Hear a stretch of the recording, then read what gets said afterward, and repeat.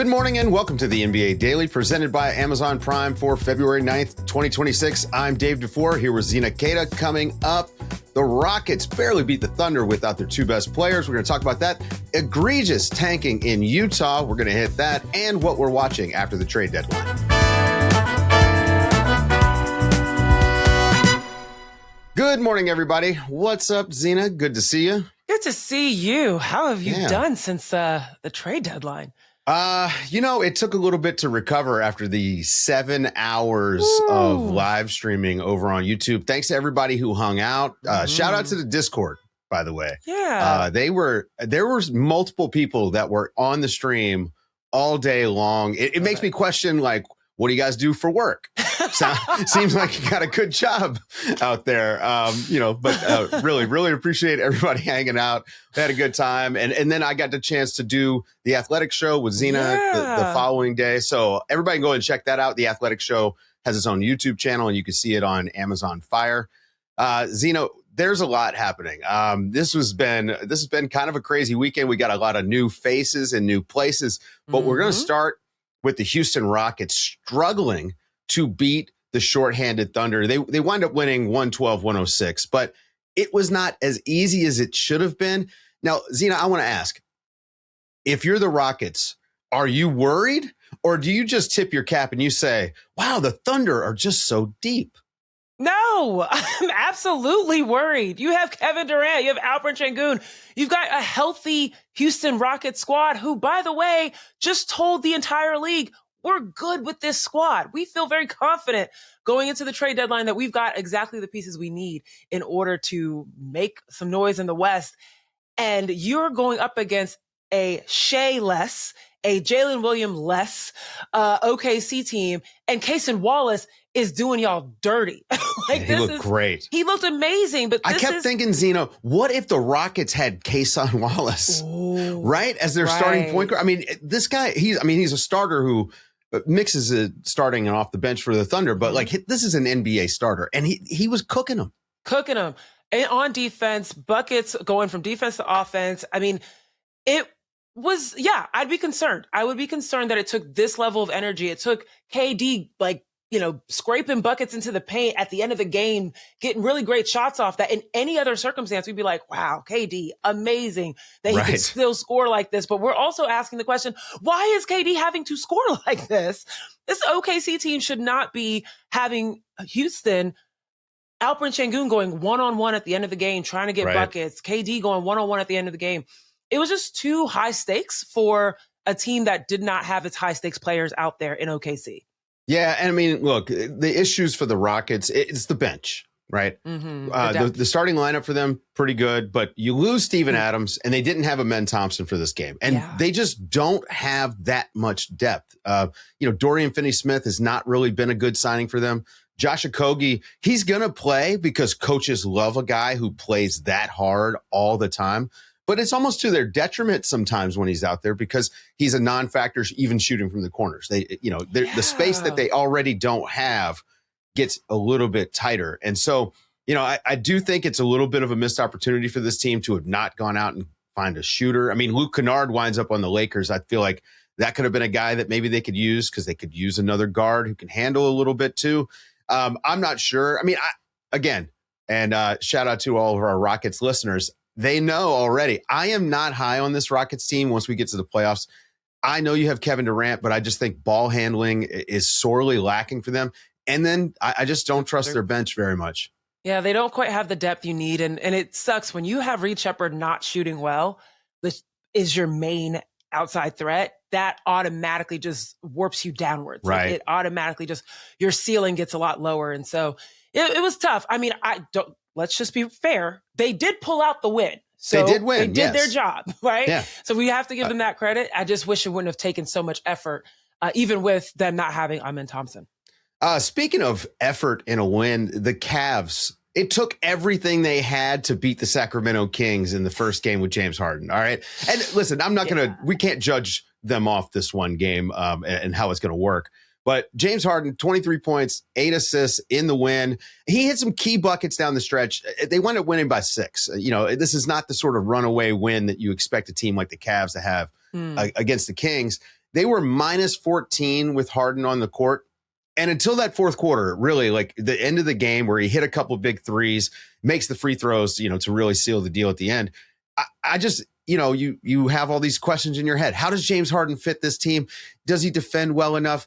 I'm not sure about that. But the last few minutes where he and Donovan were able to do some two-man stuff on the side of the court, where the defense was so locked in on Donovan Mitchell, James Harden was taking wide open threes. Mm-hmm. That does not happen very often. It does not. And I'm going to tell you right now, the number one thing that I'm looking at is exactly what you just laid out. Number one, that connection with Donovan Mitchell and James Harden being able to have that two-man game, but particularly as well, Jarrett Allen. Yeah. Right? This is what we talked about is can James Harden activate Jarrett Allen in that two-man game that he had so beautifully ran in LA with Ivica Zubac. And we see Jarrett Allen finish this game with 29 points, 4 assists coming from James Harden to Jarrett. I like already what I'm seeing. Evan Mobley's not out there. So that allows Jarrett Allen to cook inside. And he's a great screen setter and roller. We know that. Mm-hmm. And when you've got someone like James Harden that attracts attention, you saw Sacramento drawing a little bit too much to James Harden, overcommitting sometimes to James Harden, which allowed Jarrett Allen to get open. So I'm liking what I'm seeing so far. Yes, it did take a little bit of extra effort, a little bit more scoring out of the Sacramento Kings side than typical. But this is a really great start to me for the Cavs, just to be able to get the three of those players, Donovan, James, and Jarrett, going early. That's the goal. Yeah, I mean, listen, the fit is kind of perfect. And Jarrett Allen is a very good short roll passer. So, this is not just a situation where the rest of the offense is just standing around watching these guys. I think you get some shooters in the corners. Obviously, Donovan Mitchell is going to be able to play against a bent defense a lot. So, yeah, I don't know. I mean, I think the Cavs, you just worry about the Harden playoff flameout that we all know is going to happen. He might be good for 3 or 4 games out of 7, but you've got Donovan Mitchell, I guess, for the rest of those. We're going to figure it out. Also, we got to talk about Jaren Jackson in Utah. And Zena, look, you watch this game for the first 3 quarters, you probably think, wow, Utah, they're going to be too good to tank. But you'd be selling these guys short because we saw one of the most egregious and borderline genius, if it wasn't just so in our face, tank jobs from the Utah Jazz. They had a 17-point lead on the Orlando Magic. Lauri Markkanen, Jaren Jackson, and Jusuf Nurkic all sat the entire fourth quarter, and Coach Will Hardy didn't call a single timeout as his team just fumbled away the game. And look, we're going to hit this a little bit, I'm assuming, over the course of the rest of the season. But we're in a situation where 8 or 9 teams are actively tanking. Mm-hmm. And then you've just got the Pelicans and the Kings that, bless their heart, they can't help it. It's a natural tank. It's an ethical tank. It's an ethical tank. I'm happy that you mentioned, though, they fumbled the game away because let's be real. Yes, the egregious expert level tanking happened. Yeah. But when you've got 24 turnovers, allowing for 39 points off those turnovers, whether you're being expert or not in the tanking, that is a problem. Utah looked discombobulated. As much as they were scoring bucket for bucket for bucket, there was a lot of easy turnovers, particularly in the first part of that game. So that in itself is something that needs to be figured out. But one thing I love right now about the Jazz is this new nickname. I don't know if you've heard this just yet. The Utah Jazz Mountain Range that's come about. Oh, because they're huge. Because they're massive. Yeah. They're huge. But particularly Lauri Markkanen, Jusuf Nurkic, and then, of course, Jaren Jackson Jr. There was a 2-man game between Jaren Jackson Jr., 6'9"-ish. Yeah. 7-footer. And the person coming off the screen is Lauri Markkanen. This is scary times. And the fact that they're tanking is like, you guys are so good. Are you kidding me? But the tank was aggressive. It was one of those where it would be level, like expert level, if you didn't have Lauri Markkanen and Jusuf Nurkic laughing on the bench while they're like clearly losing, while they finish the game and they're losing. It's like, are you really that upset? Keontae George goes down with a rolled right ankle. He didn't come back in the game. I hope that he's all right. But you have Keontae George out, you pull your top 3 scorers for the entire fourth quarter. make it a little bit of a game for us, Will Hardy. Like, make us guess a little bit. Just what's happening here. Well, that's the thing, right? They had to take the guesswork out, and because players don't tank. Right. They don't. That's true. Can't expect, no matter what you might think about that bad inbounds pass at the end of this game and the bad shot from Isaiah Collier, players don't tank. They just don't. And so you have to do things like pull your best players if you're trying to lose. To me, it's just bad for the sport. It's a bad thing when you have teams actively trying to lose. I feel like, Zena, we need to come up with some sort of a tank score for these games, because I do believe with like a third of the league tanking, we are going to see more and more of this sort of stuff where it's just the stars they're there, but they're sitting. And I'm just not sure what to do with that. Let's ruminate on that, because I do think we have a good scale that we can talk about probably on the other side of this break. But before we go, I just want to give a little bit of love to Isaiah Collier, because he's been balling out, particularly this past week. He had a 20 assist game. 20 assist game, comes into this, the other night had 25, his career high, had 20 and 10, I believe, in this game against Orlando. Like, he's been balling outrageous, and I'm just a fan of Isaiah Collier, so shout out to him. Yeah. But let's talk about the tanking soon. Yeah, we definitely got it. We're going to be hitting this all season long. Guys, stick around after the break. We're going to talk about some of the things that we're watching this week after the deadline. This is one of the weirdest times of the NBA calendar, because you're right after the trade deadline and you're a week out from the All-Star game. And it feels like, I don't know, a lot of people not playing, especially people who have just been traded, a lot of tanking happening right now. So I thought I could take a minute and we could talk about some of the stuff that we're paying attention to this week. The Charlotte Hornets, we're still watching them. They've won 9 straight, Zena. We're gonna jinx them at some point. I'm sure of it. But for so far, they are rolling. Number 1 offense, number 4 defense over that stretch of the last 9 games. This team, like, the vibes around this team are excellent. And then they make a trade for Kobe White. Vibes-wise, perfect fit. On the court, amazing fit. He can play with every single combination of the guards that they have on that team. You can play him with Trey Mann. You can play him with LaMelo Ball. I think he's going to be a really nice spark plug off the bench for them. Right now, he's out with a strained calf, so we haven't seen him yet. But this is what I'm watching. I want to see how this team reacts when teams treat them like they're not pushovers. Because you win 9 straight, people are they're going to sit up straight when you come through. And the way that they're doing it, the way that they're scoring, I dare say Charlotte can embarrass you on any given night, Zena. So I think, like, we're going to see them get a little bit more, I would say, competitiveness out of their opponents than maybe we've seen so far. Yeah, over the last 8 games, Charlotte is 3rd in the NBA in their net rating. So they're scoring the ball well and they're defending well. And they're the only team in the league right now with 5 players averaging at least 18 points. Do you know how many teams would die to have an average of 5 players scoring 18 points? Like, that's insane. And you're talking about this win streak, 9 games in a row. They have a chance to take it to 10. The last time they did that was 1998. It is important to note that their top 3 scorers, Brandon Miller, LaMelo Ball, Colin Knuppel, were not born the last time that the Charlotte Hornets won 9 games in a row. That is crazy. But this is also part of what's so special about the Charlotte Hornets. They're doing all of this without vets. Right. They're doing all of this with players under 27. And you add Kobe White in there, who's also young.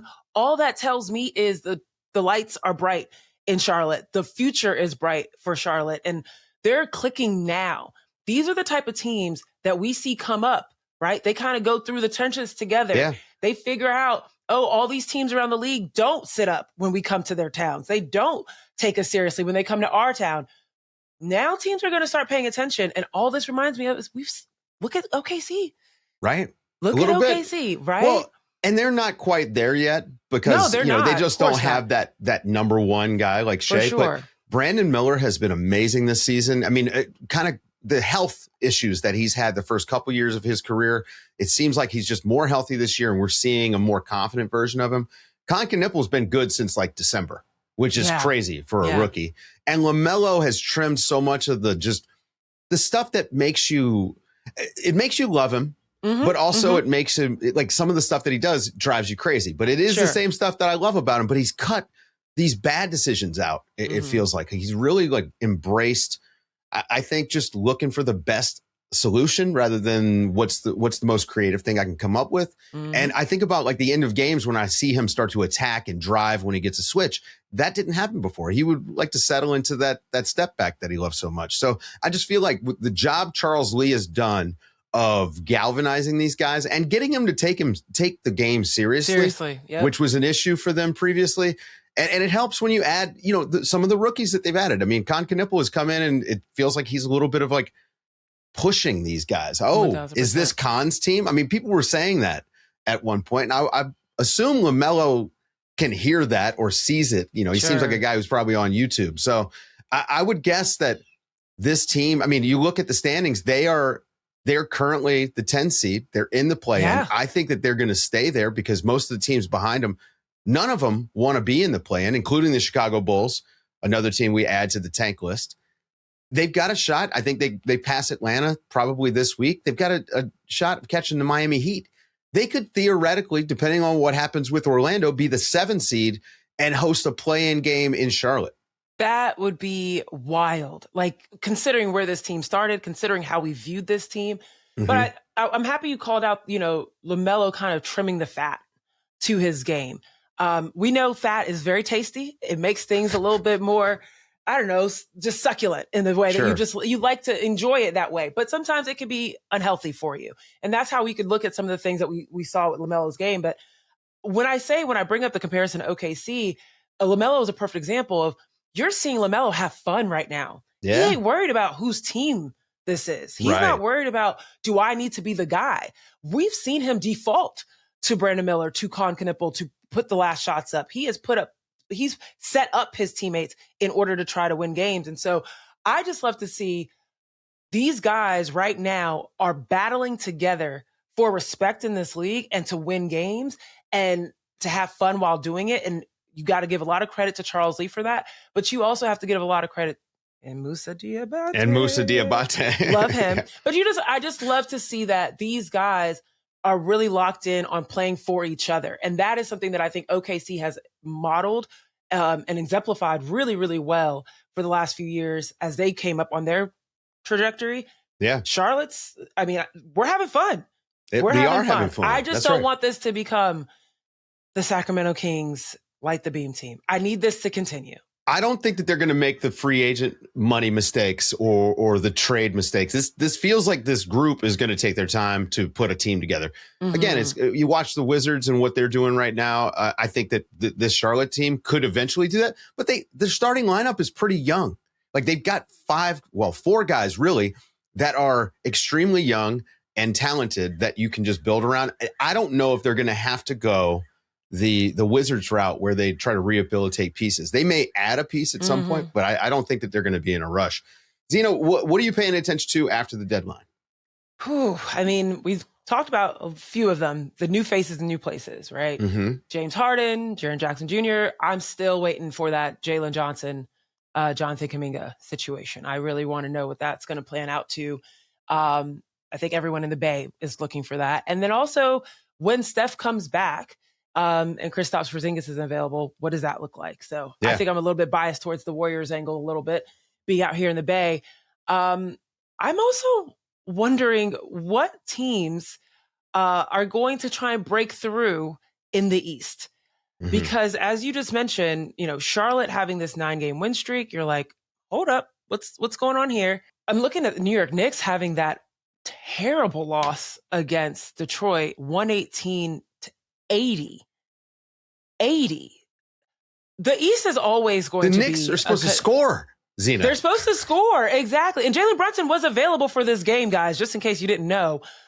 Played 31 minutes in this game, scored 12 points.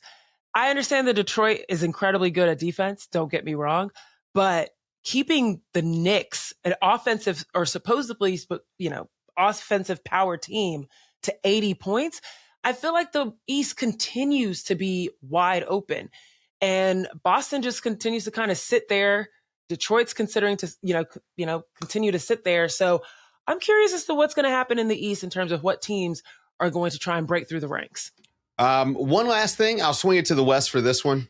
The Minnesota Timberwolves, we keep saying they are a confusing team. This is now like the third season in a row we've said this. Confusing team. They lost a game to the Pelicans. That is just, again, the Pelicans are not tanking on purpose. They're just bad. There's no excuse for this for a team like the Timberwolves, period. Yeah, they are 5-5 in their last 10, 13th in offense. And this is the worst part to me, Zena, 12th in defense.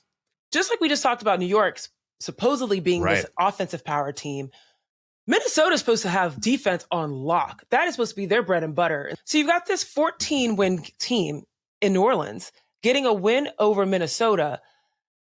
I understand why Rudy kind of lost it and talked about accountability being necessary for this team. And he was saying in an article with John Krasinski on The Athletic right now, go read it if you like, that it wasn't just about the basketball aspect of things. Like mistakes are going to be made. I'm paraphrasing, but he's talking about effort, straight effort. And we've been hearing a few teams talk about effort, especially in these months, right? Leading up to the All-Star break, talking about people losing their jobs, people being moved. Effort comes to mind a lot of how much do you really want this? And I understand it is the few games right before the All-Star break, so you feel like maybe people are taking a seat or trying to coast a little bit. Exactly. But Minnesota doesn't have the room to coast in the Western Conference. They've got to bring it every night.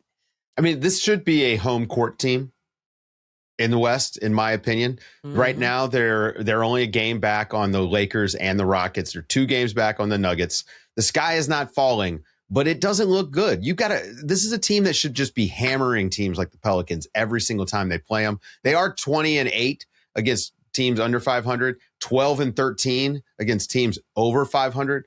But you gotta like clean up when the Pelicans are playing. Like they were up 18 points on the Pels in the third quarter. Like that's inexcusable. Inexcusable 1,000%. For a team that's supposed to have title aspirations. They've gone to the Western Conference Finals a couple years in a row. That's what Rudy said. It's supposed to be better. Anyway, that's going to do it for the show, folks. Thank you guys for hanging out and listening.